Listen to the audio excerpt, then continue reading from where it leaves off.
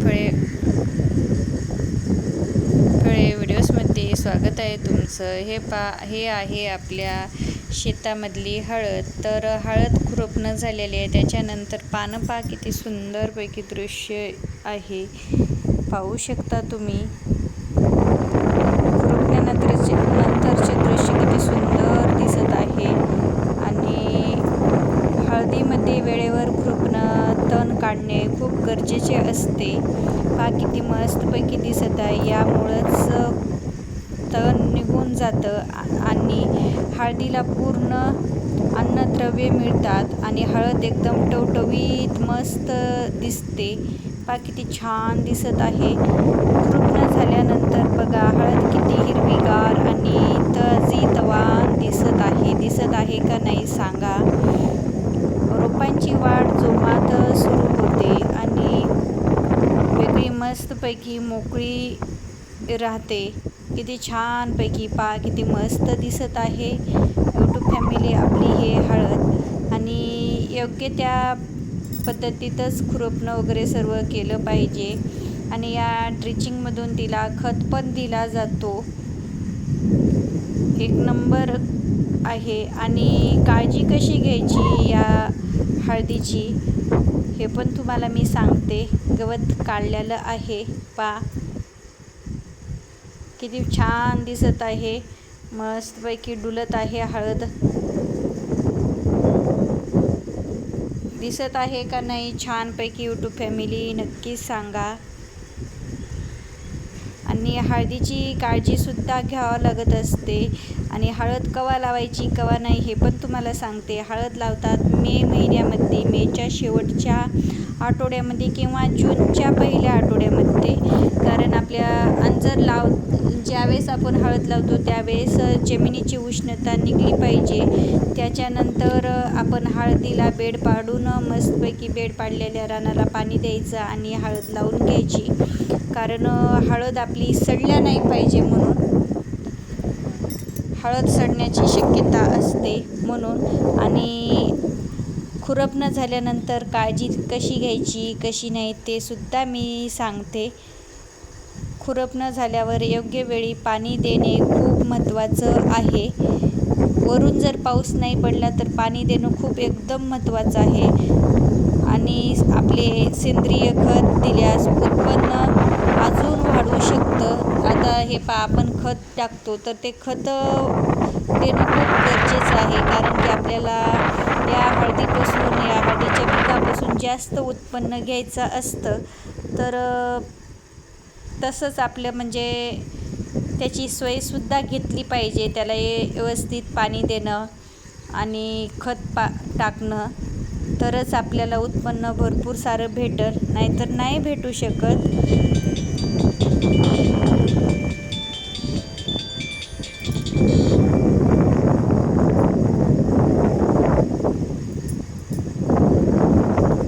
खुरपणं केल्यानंतर शेतात फिरताना खूप छान मस्तपैकी असं वाटतं की खूपच छान। आपल्या शेताला बघून जो आनंद एका शेतकऱ्याला होतो तो काही आपण शब्दामध्ये सांगणं खूप अवघड आहे, सांगू शकत नाही कोणताच शेतकरी की मला किती आनंद झालेला आहे माझ्या शेताला पाहून आणि किती नाही।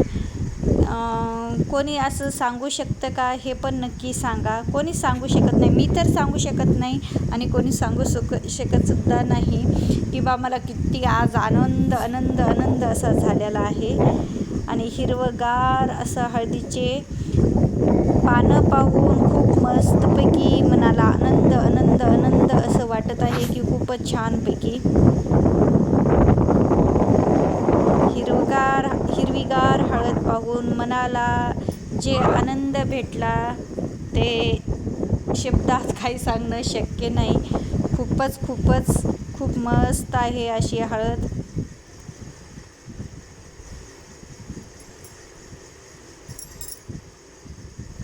आणि कोण्या भागात हळद घेतात आणि यूट्यूब फॅमिली म्हणजे ताई दादांनो, जे आपले सर्व शेतकरी आहेत ते तुम्ही कशी तुमच्या हळदीची काळजी घेता कशी नाही ते पण नक्की सांगा। तुम्ही हळद कवा लावतात कवा नाही, म्हणजे मे महिन्यामध्ये लावतात किंवा जून महिन्यामध्ये लावतात हे सुद्धा मला सांगायचं आहे तुमच्या ताईला.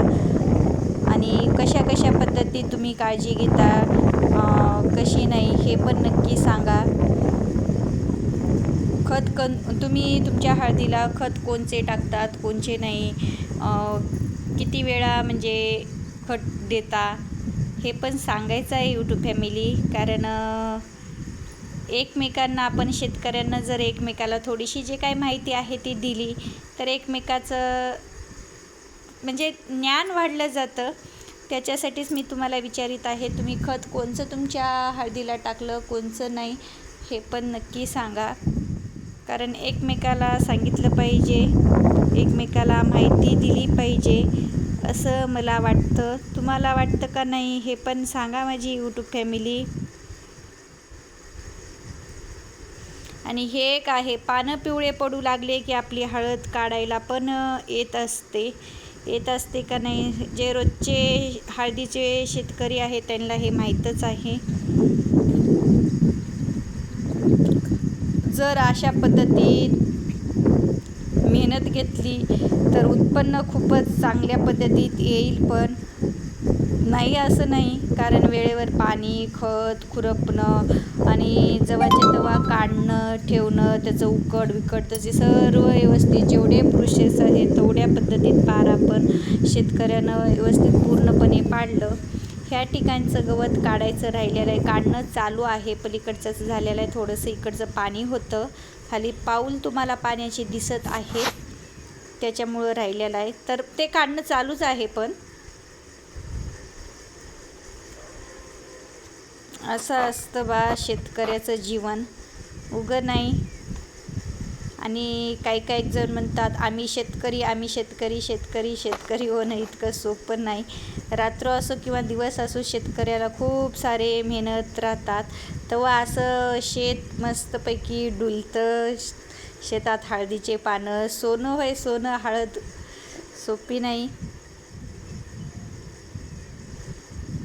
अशाच वेगवेगळ्या शेतीविषयी व्हिडिओ पाहण्यासाठी, रेसिपीचे व्हिडिओ पाहण्यासाठी, आपले डेली ब्लॉग्स आणि प्रवास ह्या आपले व्हिडिओ पाहण्यासाठी ज्यांनी दादांनी आपल्या चॅनलला सबस्क्राईब केलेलं नसेल त्यांनी पहिल्यांदा सबस्क्राईब करा. कारण तुम्हाला खूप छानपैकी असे आपले व्हिडिओ पाहायला भेटतात. आणि व्हिडिओ पाहिल्यास मेन म्हणजे मन एकदम तुमचं प्रसन्न असं होऊन जातं. कारण आपल्या प्रत्येक व्हिडिओमध्ये तुम्हाला काही ना काही बघायला भेटत नाही असं नाही. शेतातले असेल तर शेतातले वेगवेगळे जे आपले शेतातले पिकं उत्पन्न घेतात ते दाखवलं जातं. घरच्या रेसिपीमधून भरपूर साऱ्या तुम्हाला टिप्स बघायला भेटतात. मी प्रवासाला गेले तर प्रवासामधून देवदर्शनाचे वगैरे सर्व तुम्हाला दर्शनं घडवते. आणि कुठं जरी गेले तर सर्व गोष्टी तुम्हाला अनुभवायला बघायला भेटतात. तर आपल्या चॅनलला सबस्क्राईब करून घ्यायचं आहे. चला तर मग बाय.